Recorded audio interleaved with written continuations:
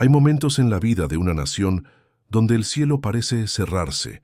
y la tierra gime bajo el peso de una tragedia que va más allá de lo humano. Momentos donde Dios permite que las consecuencias de nuestros pecados colectivos se manifiesten, de maneras que nos estremecen hasta el alma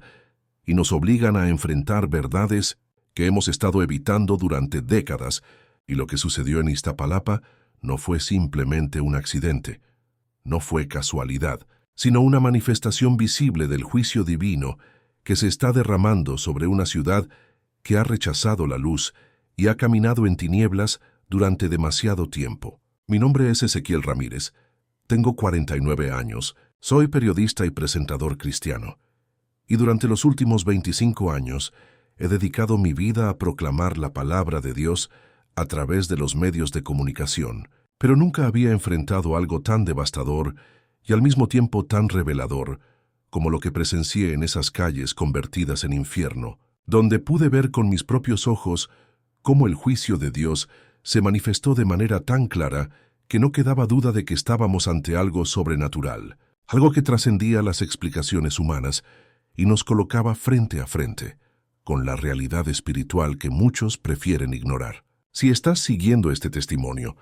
necesito que me digas en los comentarios desde qué país me estás escuchando, porque lo que voy a compartir contigo no es solo la crónica de una tragedia local, sino una advertencia profética para toda América Latina sobre lo que sucede cuando las naciones se apartan de los caminos de Dios y abrazan la corrupción, la violencia y la injusticia como forma de vida. Y si tú también has visto señales extrañas en tu ciudad, si has sentido que algo está cambiando en el ambiente espiritual de tu región, si has percibido que estamos entrando en tiempos donde lo sobrenatural se está manifestando de manera más evidente, escribe en los comentarios el número 777. Porque lo que está sucediendo en México es parte de un movimiento espiritual mucho más amplio que está preparando el escenario para los eventos finales de la historia humana. Todo comenzó la madrugada del 15 de marzo de 2025, cuando recibí una llamada que cambiaría mi perspectiva sobre la naturaleza del juicio divino en estos últimos tiempos. Una llamada de María Esperanza Castillo, una hermana en la fe de 52 años que trabajaba como coordinadora de un centro de rehabilitación en Iztapalapa, quien me contactó con una voz quebrada por el llanto y el horror de lo que había presenciado durante las últimas horas. María Esperanza me contó que durante la noche había comenzado un incendio que parecía normal al principio, pero que rápidamente se había convertido en algo que desafiaba todas las leyes naturales, un fuego que se movía de manera selectiva, consumiendo ciertas estructuras mientras dejaba otras completamente intactas, un fuego que parecía tener vida propia y que se dirigía específicamente hacia lugares donde sabíamos que se cometían los pecados más abominables ante los ojos de Dios. Lo que más la había impactado era que el fuego había comenzado exactamente en el lugar donde operaba una red de tráfico humano que había estado abusando de niños durante años, una red que las autoridades conocían, pero que había permanecido intocable debido a la corrupción que permeaba todos los niveles del gobierno local y que ahora estaba siendo consumida por llamas que no respondían a los esfuerzos de los bomberos y que parecían alimentarse de algo más que combustible físico. Cuando llegué al lugar de los hechos, acompañado por mi equipo de grabación y con el corazón preparado para documentar lo que sabía, sería un testimonio poderoso del poder de Dios manifestándose en juicio, me encontré con una escena que superaba todo lo que había imaginado, porque no solo estaba presenciando un incendio, sino una manifestación visible de la ira santa de Dios, consumiendo la maldad que había corrompido esa comunidad durante décadas. Las llamas se movían de manera imposible, subiendo contra la gravedad, saltando de edificio en edificio, siguiendo patrones que no tenían explicación científica, pero que tenían una lógica espiritual perfecta, porque cada lugar que el fuego tocaba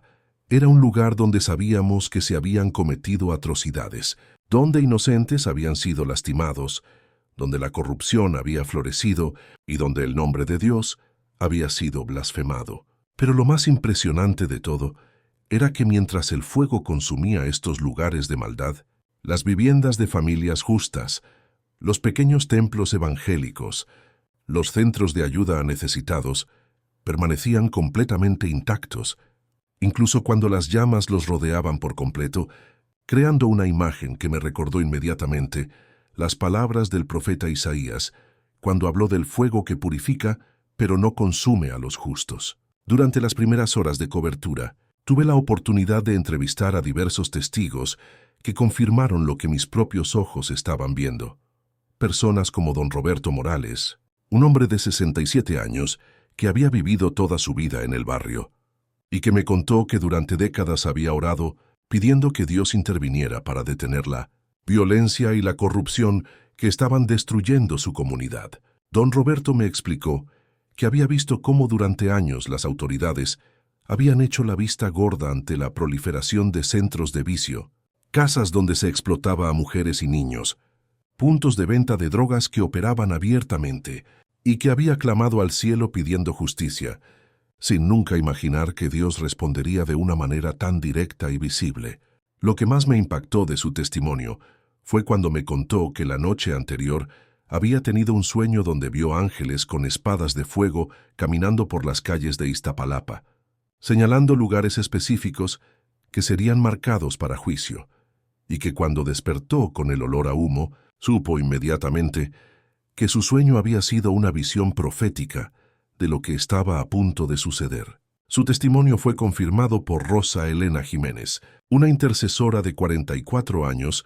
que dirigía un grupo de oración que durante años había estado clamando específicamente por la intervención divina en Iztapalapa, y quien me reveló que durante las últimas semanas habían estado recibiendo sueños y visiones que les advertían sobre un juicio que vendría sobre la ciudad, pero también sobre la misericordia que sería mostrada a los justos. Rosa Elena me mostró un diario donde había estado registrando las profecías que habían recibido durante los últimos meses, profecías que hablaban específicamente de fuego purificador que vendría a limpiar la maldad, pero que no tocaría a los que habían permanecido fieles a Dios, y cuando comparamos estas profecías con lo que estaba sucediendo, la precisión era absolutamente sobrenatural. Las profecías incluían detalles específicos sobre los lugares que serían afectados, las horas en que comenzaría el fuego, e incluso nombres específicos de personas que serían preservadas de manera milagrosa, detalles que no podían ser explicados por coincidencia o intuición humana, sino que claramente provenían de revelación divina. Pero lo que más me conmovió fue conocer a Angelita Vázquez, a una niña de 12 años que había sido rescatada de una de las redes de tráfico humano apenas 2 semanas antes del incendio, y quien me contó que había visto ángeles protectores alrededor del albergue donde ahora vivía, ángeles que le habían dicho que Dios había escuchado las oraciones de los justos y que vendría justicia contra los que lastimaban a los inocentes. Angelita me relató que durante su cautiverio había orado constantemente, pidiendo que Dios la librara y castigara a sus captores, y que los ángeles le habían dicho que su oración había subido hasta el trono de Dios y que vendría respuesta tanto de liberación como de juicio. Una respuesta que ahora estaba viendo manifestarse de manera literal ante sus ojos. Su testimonio me quebrantó profundamente porque me hizo entender que lo que estábamos presenciando no era simplemente un desastre natural o un accidente, sino la respuesta directa de Dios a las oraciones de los inocentes que habían clamado por justicia. Una respuesta que demostraba que Dios sigue siendo el mismo Dios que escuchó el clamor de los israelitas en Egipto y que intervino con poder sobrenatural para liberarlos. Durante el segundo día de cobertura, me encontré con el padre Miguel Hernández, un sacerdote católico de 58 años que había trabajado en la zona durante más de 20 años y que había sido testigo de primera mano de la degradación moral que había ido consumiendo la comunidad, y quien ahora estaba viendo cómo Dios respondía de manera que superaba todo lo que había aprendido en sus estudios teológicos. El padre Miguel me confesó que durante años había luchado con dudas sobre si Dios realmente intervenía de manera directa en los asuntos humanos en estos tiempos modernos, pero que lo que estaba presenciando había renovado completamente su fe y su entendimiento sobre la naturaleza activa de Dios en la historia contemporánea. Me explicó que había documentado meticulosamente durante años los casos de abuso, corrupción y violencia que había presenciado en su trabajo pastoral, y que había orado constantemente pidiendo que Dios interviniera, pero que nunca había esperado una respuesta tan directa y visible como la que ahora estaba viendo con sus propios ojos. Lo que más lo había impactado era que durante el incendio había visto cómo las llamas literalmente se apartaban de la iglesia donde él servía, creando un círculo de protección sobrenatural que no tenía explicación física, y como varias personas que habían buscado refugio en el templo habían sido preservadas de manera milagrosa, mientras el fuego consumía todo a su alrededor. Su testimonio fue corroborado por la hermana Carmen Delgado, una monja de 48 años que dirigía un hogar para niños de la calle, y que me contó que durante la noche del incendio había visto manifestaciones angélicas que protegían específicamente a los lugares donde se servía a los más vulnerables de la sociedad. La hermana Carmen me relató que había visto con sus propios ojos cómo seres de luz rodeaban el hogar que dirigía, creando una barrera invisible que las llamas no podían cruzar, y cómo estos mismos seres parecían dirigir el fuego hacia los lugares donde sabía que se cometían injusticias contra los niños. Su testimonio me hizo recordar las palabras de Jesús cuando dijo que cualquiera que hiciera tropezar a uno de estos pequeños, mejor le fuera que se le colgase al cuello una piedra de molino de asno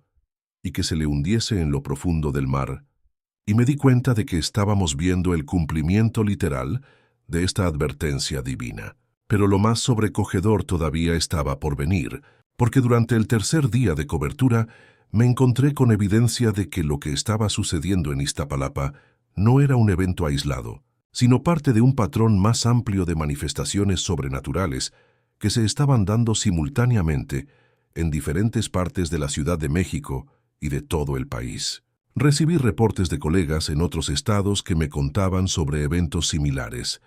incendios que se comportaban de manera imposible, terremotos que afectaban selectivamente ciertos edificios, inundaciones que seguían patrones que no correspondían con la topografía natural, y una serie de fenómenos que sugerían que estábamos entrando en una época donde lo sobrenatural se estaba manifestando de manera más directa y evidente. La confirmación más impactante llegó cuando me contactó el hermano David Contreras, un evangelista de 53 años que había estado viajando por todo México durante los últimos meses documentando lo que él llamaba señales del fin de los tiempos, y quien me mostró evidencia fotográfica y testimonial de eventos similares en al menos 15 estados diferentes. David me explicó que durante los últimos 2 años había estado recibiendo revelaciones proféticas sobre una temporada de juicios divinos que vendrían sobre México como preparación para un avivamiento espiritual masivo que transformaría completamente la nación, y que los eventos en Iztapalapa eran simplemente el comienzo de una serie de manifestaciones que culminarían en un despertar espiritual sin precedentes. Las profecías que David había recibido incluían detalles específicos sobre lugares, fechas y tipos de manifestaciones sobrenaturales que se darían, y cuando comparamos sus registros con los eventos que estaban ocurriendo, la precisión era tan exacta que no quedaba duda de que venían de fuente divina. Lo que más me impresionó de sus revelaciones era que incluían no solo advertencias sobre juicios, sino también promesas específicas sobre la misericordia de Dios, que se manifestaría de manera sobrenatural para preservar y bendecir a los que permanecieran fieles durante estos tiempos difíciles. Estas promesas se estaban cumpliendo de manera literal en Iztapalapa, donde había documentado múltiples casos de familias enteras que habían sido preservadas de manera milagrosa, negocios de personas justas que habían permanecido intactos mientras edificios adyacentes se consumían, y situaciones donde la intervención sobrenatural había sido tan evidente que incluso los no creyentes reconocían que algo más allá de lo natural estaba ocurriendo. Durante mi investigación más profunda, tuve la oportunidad de entrevistar a varios funcionarios públicos que habían estado involucrados en encubrir las redes de corrupción que ahora estaban siendo expuestas de manera sobrenatural, a través del fuego purificador, y sus testimonios revelaron la profundidad de la maldad que había estado operando en las sombras. El licenciado Fernando Ruiz, un exfuncionario de la alcaldía de 46 años, que había decidido confesar su participación en los esquemas de corrupción después de ver las manifestaciones sobrenaturales, me reveló que durante años había estado protegiendo redes de tráfico humano a cambio de sobornos, y que ahora estaba convencido de que Dios estaba exponiendo todo lo que se había hecho en secreto. Fernando me explicó que había intentado justificar su corrupción diciéndose a sí mismo que no tenía opción, que el sistema estaba tan corrupto que no podía funcionar de otra manera, pero que las manifestaciones sobrenaturales le habían mostrado que Dios sí veía todo, y que tarde o temprano toda injusticia sería expuesta y juzgada. Su confesión incluyó detalles específicos sobre nombres, lugares y métodos que habían sido utilizados para mantener funcionando las redes criminales, información que ahora estaba siendo confirmada de manera sobrenatural por los patrones específicos que seguía el fuego al consumir exactamente los lugares que él mencionaba. Lo más impactante de su testimonio fue cuando me contó que durante la noche del incendio había visto en sueños a todas las víctimas de las redes que había ayudado a proteger, víctimas que le mostraban las heridas que habían sufrido y que le decían que su sangre había clamado hasta Dios y que ahora vendría justicia. Este sueño lo había marcado tan profundamente que había decidido hacer una confesión pública completa, entregando toda la evidencia que tenía sobre las redes de corrupción y pidiendo perdón tanto a Dios como a las víctimas de sus acciones, reconociendo que merecía cualquier castigo que viniera sobre él. Su ejemplo inspiró a otros funcionarios corruptos a hacer confesiones similares, creando una ola de arrepentimiento que estaba exponiendo décadas de corrupción sistemática y abriendo la puerta para una limpieza completa de las instituciones que habían sido utilizadas para oprimir a los inocentes. Pero también durante estos días pude documentar las manifestaciones extraordinarias de la misericordia divina que se estaban dando en paralelo al juicio, manifestaciones que mostraban que Dios no solo es un Dios de justicia, sino también un Dios de compasión infinita hacia los que se arrepienten sinceramente. Conocí a Guadalupe Martínez, una mujer de 35 años que había trabajado en una de las redes criminales, pero que había intentado salir cuando se dio cuenta de la magnitud del daño que estaban causando, y quien me contó que durante el incendio había experimentado una visión donde Jesús mismo la protegía del fuego mientras le mostraba un camino de redención. Guadalupe me explicó que durante años había estado atrapada en un ciclo de culpa y desesperación, sabiendo que había participado en cosas terribles, pero sin saber cómo salir o cómo obtener perdón por lo que había hecho, hasta que la manifestación sobrenatural le mostró que la misericordia de Dios era más grande que cualquier pecado. Su testimonio me conmovió profundamente porque me mostró que incluso en medio del juicio más severo, Dios sigue ofreciendo perdón y restauración a los que se arrepienten sinceramente, y que su misericordia puede transformar incluso a las personas que han estado más profundamente involucradas en la maldad. La transformación de Guadalupe fue tan radical que decidió dedicar su vida a ayudar a otras víctimas de las redes en las que había participado, convirtiéndose en un testimonio viviente de que la gracia de Dios puede redimir cualquier situación, por desesperada que parezca.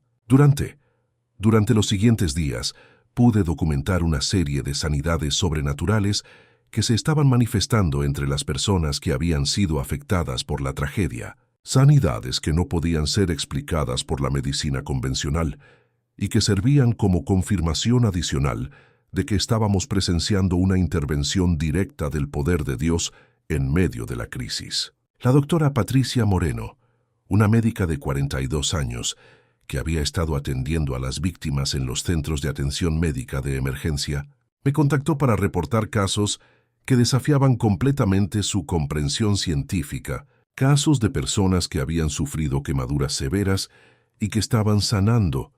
a velocidades imposibles, sin cicatrices, sin complicaciones,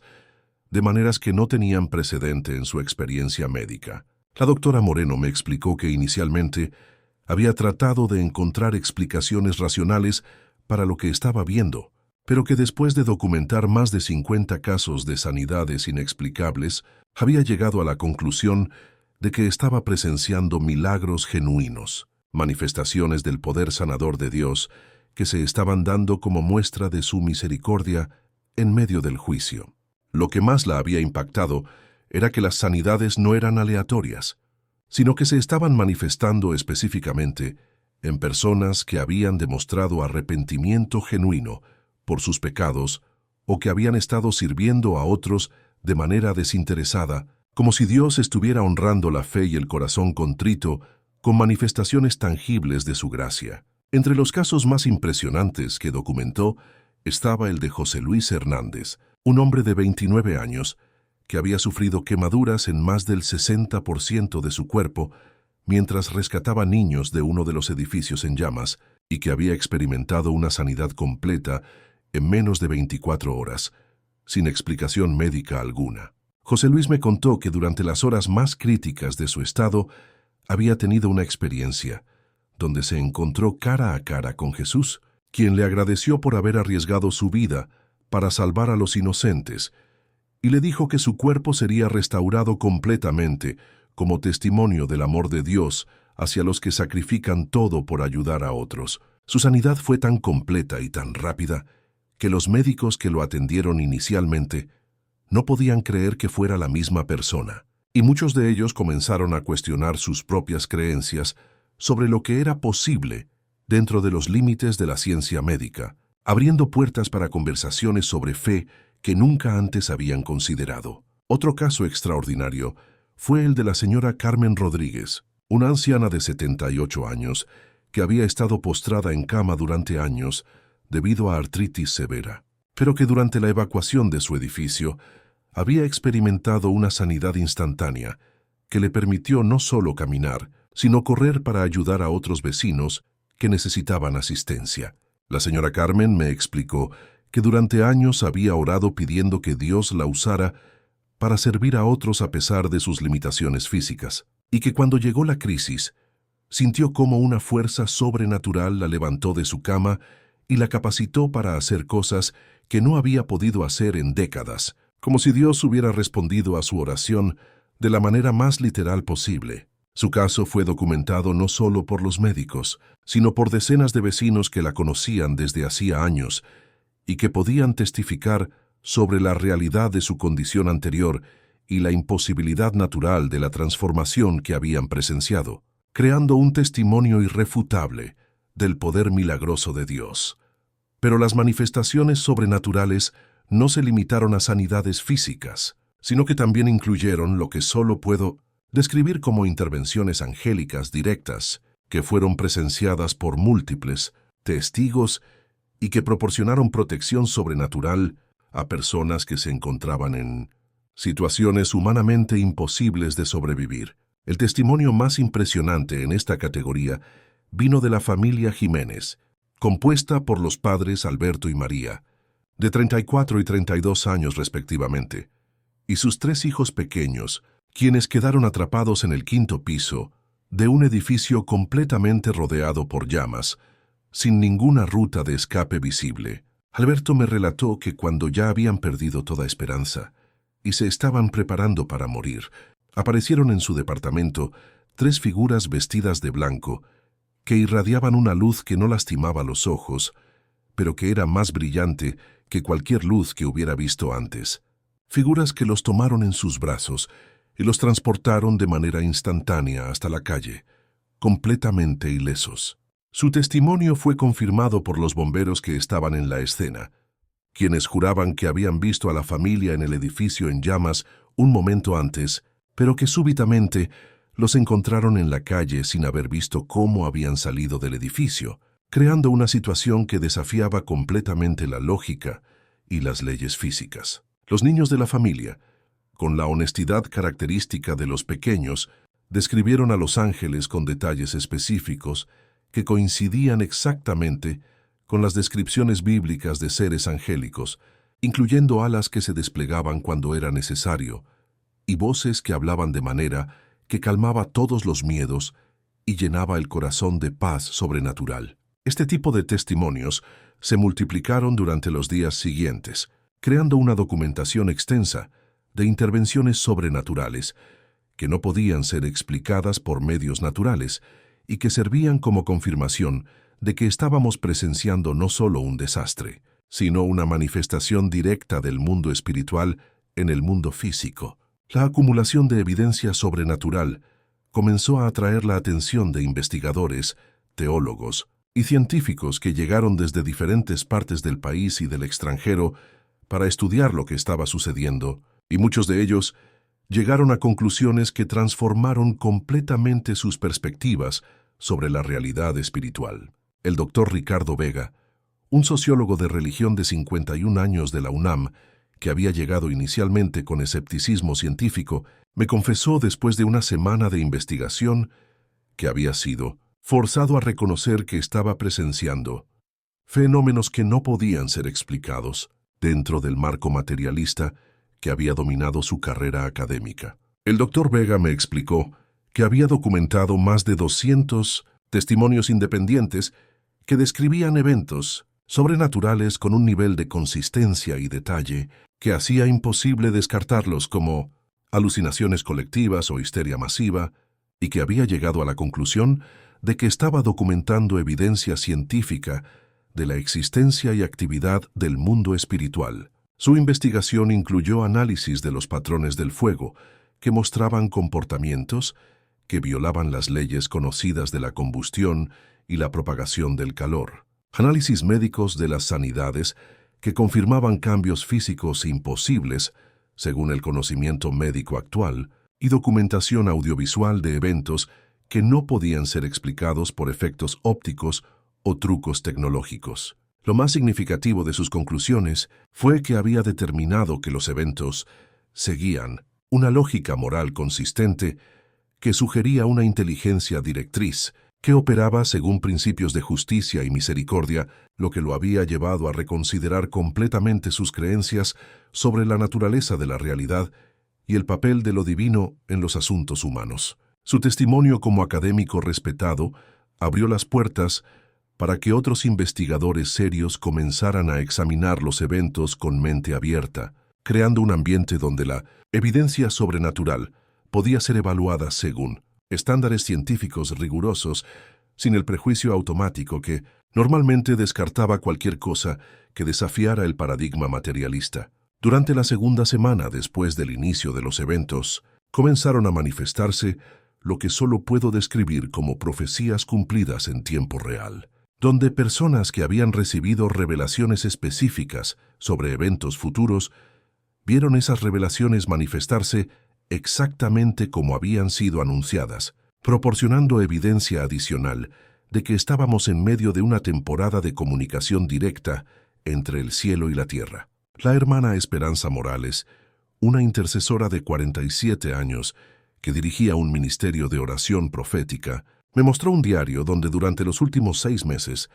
había estado registrando visiones específicas sobre eventos que sucederían en Iztapalapa, visiones que incluían detalles exactos sobre fechas, lugares, personas y consecuencias que ahora se estaban cumpliendo con precisión matemática. Las profecías de la hermana Esperanza no solo incluían advertencias sobre el juicio que vendría, sino también promesas específicas sobre restauración y bendición que seguirían a la purificación, promesas que ahora estaban comenzando a manifestarse a medida que la comunidad respondía al llamado divino, al arrepentimiento y la transformación. Una de las profecías más específicas hablaba sobre la conversión masiva de personas involucradas en actividades criminales, una conversión que sería tan radical que transformaría completamente el ambiente espiritual de la zona, y efectivamente, estábamos viendo conversiones genuinas que se contaban por cientos, incluyendo líderes de pandillas, traficantes de drogas y funcionarios corruptos. Estas conversiones no eran superficiales o motivadas por miedo temporal, sino transformaciones profundas que se manifestaban en cambios radicales de comportamiento, restitución voluntaria de bienes robados, confesión pública de crímenes y dedicación total a servir a Dios y reparar el daño que habían causado a sus comunidades. El caso más notable fue el de Marco Antonio Silva, conocido como El Cobra, de 28 años, quien había sido uno de 1900 los líderes criminales más temidos de la zona y que experimentó una conversión tan dramática que decidió entregar toda su organización criminal a las autoridades y dedicar su vida a predicar el Evangelio en las mismas calles donde antes había sembrado terror. Marco Antonio me contó que durante el incendio había tenido una visión donde vio todas las víctimas de sus acciones criminales de pie ante él, pero que en lugar de acusarlo, le mostraron misericordia y le dijeron que Dios tenía un plan de redención incluso para él, si estaba dispuesto a cambiar completamente su vida. Su conversión fue tan auténtica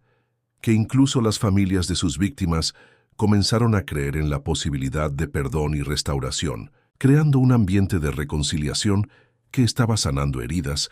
que habían permanecido abiertas durante años y generando esperanza en comunidades que habían perdido toda fe en la posibilidad de cambio real. La transformación de líderes criminales como Marco Antonio creó un efecto dominó que desmanteló estructuras criminales que habían parecido invencibles durante décadas, no a través de fuerza policial o intervención gubernamental, sino a través del poder transformador del arrepentimiento genuino y la gracia divina. Pero quizás el aspecto más profundo de todo lo que estaba presenciando era cómo estos eventos estaban revelando la naturaleza dual de Dios como un Dios tanto de justicia perfecta como de misericordia infinita, mostrando que su juicio no es venganza ciega, sino amor expresado a través de la corrección necesaria para restaurar la justicia y proteger a los inocentes. Esta revelación del carácter de Dios estaba transformando no solo a individuos, sino a comunidades enteras, porque la gente estaba viendo de primera mano que Dios no es indiferente al sufrimiento humano, sino que interviene activamente para defender a los oprimidos y castigar a los opresores cuando su paciencia se agota. La manifestación simultánea de juicio y misericordia estaba creando un entendimiento más profundo de la naturaleza de Dios que iba más allá de los estereotipos superficiales que lo presentan como pura ira o pura benevolencia, mostrando la complejidad santa de un Dios que es perfectamente justo y perfectamente amoroso al mismo tiempo. Este entendimiento estaba generando una fe más madura en las personas que estaban siendo testigos de los eventos, una fe que no estaba basada en emociones superficiales o beneficios personales, sino en el reconocimiento profundo de quién es Dios realmente y de lo que significa vivir en relación correcta con Él. A medida que pasaban los días, se hizo evidente que los eventos en Iztapalapa estaban sirviendo como una especie de laboratorio espiritual donde Dios estaba demostrando principios eternos de manera que pudiera ser entendida por personas de todas las edades y niveles educativos, usando métodos que no requerían interpretación teológica compleja, sino que hablaban directamente al corazón humano. La claridad de las manifestaciones estaba eliminando la posibilidad de ambigüedad sobre la realidad de Dios y su involucramiento activo en los asuntos humanos, creando una situación donde las personas tenían que tomar decisiones conscientes sobre cómo responder a la evidencia que estaban presenciando. Esta necesidad de decisión consciente estaba generando una polarización espiritual, donde las personas se estaban definiendo claramente como aquellas que aceptaban la realidad de lo sobrenatural y ajustaban sus vidas en consecuencia, o como aquellas que rechazaban la evidencia y se endurecían contra cualquier consideración espiritual. Los que elegían aceptar la realidad de las manifestaciones experimentaban transformaciones profundas que afectaban todos los aspectos de sus vidas, mientras que los que elegían rechazar la evidencia se encontraban enfrentando consecuencias cada vez más severas por su resistencia a la verdad evidente. Durante la tercera semana, comenzaron a llegar visitantes de toda América Latina que habían escuchado sobre los eventos y que querían ser testigos personales de las manifestaciones sobrenaturales, creando una peregrinación espontánea que estaba transformando Iztapalapa en un centro de avivamiento espiritual que irradiaba impacto hacia otras regiones. Entre estos visitantes estaba el pastor colombiano Andrés Mejía, de 55 años, quien había llegado como representante de una red de iglesias evangélicas que había estado orando durante años por un despertar espiritual en América Latina, y quien me confirmó que eventos similares estaban comenzando a manifestarse en su país y en otras naciones de la región. El pastor Mejía me explicó que había recibido profecías específicas durante los últimos 2 años que hablaban sobre una temporada de manifestaciones sobrenaturales que comenzaría en México y se extendería por todo el continente, preparando el terreno para la evangelización masiva que precedería al regreso de Cristo. Su testimonio fue corroborado por otros líderes espirituales de diferentes países que habían llegado con reportes similares, creando un cuadro de actividad sobrenatural coordinada que sugería que los eventos en Iztapalapa eran parte de un movimiento mucho más amplio que estaba siendo orquestado desde el cielo. La convergencia de testimonios proféticos de múltiples naciones confirmaba que estábamos presenciando no solo un evento local, sino el comienzo de lo que podría ser el avivamiento espiritual más grande en la historia de América Latina, un avivamiento que estaba siendo precedido por manifestaciones de juicio que limpiaban el terreno para la obra de Dios. Esta comprensión del contexto más amplio de los eventos me llenó tanto de sobrecogimiento como de responsabilidad, porque me di cuenta de que tenía el privilegio de estar documentando el comienzo de algo que cambiaría el curso de la historia espiritual de nuestro continente, algo que las futuras generaciones estudiarían como el momento cuando Dios intervino directamente para restaurar su pueblo. La responsabilidad de comunicar fielmente lo que estaba presenciando se volvió abrumadora cuando comprendí que mi testimonio podría ser uno de los registros históricos principales de estos eventos, y que tenía la obligación de ser completamente honesto y preciso para que las futuras generaciones pudieran entender exactamente lo que había sucedido. Esta responsabilidad me llevó a ser aún más meticuloso en mi documentación, verificando cada testimonio con múltiples fuentes, grabando evidencia audiovisual siempre que fuera posible y manteniendo registros detallados que pudieran resistir el escrutinio académico más riguroso. Pero también me di cuenta de que mi papel no era solo documentar los eventos, sino participar activamente en comunicar su significado profético a una audiencia más amplia, ayudando a las personas a entender que lo que estaban presenciando no era entretenimiento espiritual, sino un llamado urgente al arrepentimiento y la transformación antes de que fuera demasiado tarde. La urgencia de este llamado se hizo más evidente cuando recibí revelaciones adicionales sobre eventos futuros que superarían en magnitud y alcance lo que había presenciado en Iztapalapa. Eventos que afectarían no solo a México, sino a toda América Latina, y que requerirían preparación espiritual seria por parte de todos los que quisieran estar del lado correcto de la historia. Estas revelaciones sobre el futuro no eran vagas o simbólicas, sino específicas y prácticas, proporcionando instrucciones claras sobre cómo las personas y las comunidades podían prepararse para los eventos que vendrían, tanto para estar protegidas durante los juicios como para ser utilizadas por Dios durante el avivamiento que seguiría. La especificidad de las instrucciones incluía consejos sobre oración, ayuno, estudio bíblico, evangelismo, servicio comunitario y preparación práctica que permitirían a las personas no solo sobrevivir los tiempos difíciles que vendrían, sino prosperar espiritualmente y ser instrumentos efectivos en las manos de Dios. Al reflexionar sobre todo lo que había presenciado durante estas semanas extraordinarias, me di cuenta de que había sido testigo no solo de eventos sobrenaturales, sino de la revelación del corazón de Dios hacia la humanidad. Un corazón que anhela justicia para los oprimidos y arrepentimiento para los opresores, pero que siempre está dispuesto a mostrar misericordia a los que responden a su llamado. La tragedia en Iztapalapa había sido transformada en una demostración del amor de Dios que opera a través del juicio justo y la misericordia abundante, mostrando que incluso en los momentos más oscuros, Dios está trabajando para el bien de los que lo aman y para la restauración de su creación. Si has llegado hasta el final de este testimonio, tienes una responsabilidad sagrada de compartir lo que has escuchado con otros, porque estos eventos no fueron dados solo para el beneficio de los que los presenciaron directamente, sino como advertencia y esperanza para todos los que están dispuestos a escuchar la voz de Dios en estos últimos tiempos. La pregunta que cada persona debe hacerse no es si estos eventos realmente sucedieron, porque la evidencia es abrumadora, sino cómo va a responder personalmente al mensaje que Dios está comunicando a través de ellos, un mensaje que llama a todos al arrepentimiento, la fe y la preparación para lo que viene. El tiempo de decisión es ahora, porque las manifestaciones que presenciamos en Iztapalapa son solo el comienzo de una serie de eventos que culminarán en el regreso de Cristo y el establecimiento de su reino, y cada persona debe decidir de qué lado quiere estar cuando llegue ese momento final. La elección entre juicio y misericordia, entre resistencia y rendición,